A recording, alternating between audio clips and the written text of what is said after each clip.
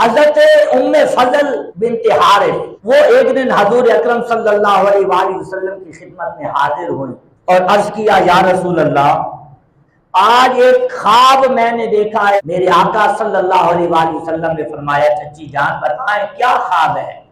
حضرت ام فضل نے عرض کیا، آقا خواب یہ دیکھا ہے کہ آپ کا جسم مبارک کاٹا گیا اور آپ کے جسم مبارک سے ٹکڑا کاٹ کر میری گود میں رکھ دیا گیا۔ آقا کائنات صلی اللہ علیہ وآلہ وسلم خوش ہوئے اور خوش ہو کر فرمایا، اے میری چچی تمہیں مبارک ہو کہ میرا بیٹا پیدا ہونے والا ہے نواسا، اور وہ آپ کی گود میں دیا جائے گا۔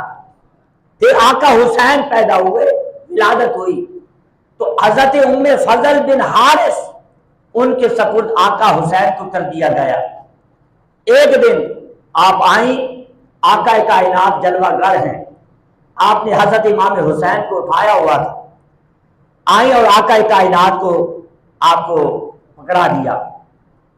آقا کائنات نے اپنی گود میں لے لیا اور جیسے بچوں سے کھیلتے ہیں آقا کھیلنے لگ گئے۔ سیدہ ام فضل بنت حارث وہ حضور کو امام حسین علیہ السلام دیے اور اپنے کام کاج میں مصروف ہو گئے۔ تھوڑی دیر کے بعد ان کی نگاہ آقا کائنات کے چہرے پر پڑی تو آقا حسین کو دیکھتے ہیں اور روتے ہیں اور زار و قطار آنسو بہا رہے ہیں آقا کائنات، اور اپنے بیٹے حسین کو سینے سے لگا لیا اور ان کے رخساروں پر ہاتھ مل رہے ہیں اور روتے جا رہے ہیں۔ سیدہ ام فضل روتی ہوئی یہاں بڑی، اے آقا کیا ہوا؟ کیوں رونے لگ گئے؟ کیا معاملہ پیش آیا؟ آقا کائنات نے فرمایا، اے ام فضل، ابھی ابھی جبرائیل آئے اور انہوں نے مجھے خبر دی ہے کہ یا رسول اللہ، یہ حسین یہ آپ کو لگتا ہے بہت پیارا ہے۔ آقا نے فرمایا، ہاں مجھے بہت پیارا ہے۔ آقا کائنات کو یہ خبر دی گئی کہ یہ حسین میدان کربلا میں شہید کر دیا جائے گا اور ظلم و ستم کی تلوار اس کی گردن پر چلے گی، ظلم و ستم کے تیر اس کے وجود کو چھلی کریں گے، ظلم و ستم کی آندیاں چلیں گی اور یہ حسین بے یار مددگار میدان کربلا میں شہید کر دیا جائے گا۔ اور پھر آقا روتے ہوئے فرما رہے ہیں، اے میری چچی، ابھی جبرائیل مجھے وہ مٹی بھی لا کر لے کر گئے ہیں اور انہوں نے خبر دی ہے یہ مٹی ہے جو حسین کی شہادت گاہ ہے، اور آقا کائنات کو وہ مٹی دے کر گئے اور آقا بار بار اس مٹی کو دیکھتے ہیں اور روتے جا رہے ہیں۔ اسی طرح ایک اور روایت ملتی ہے حضرت ام سلمہ کی، یہ ام المومنین ہیں۔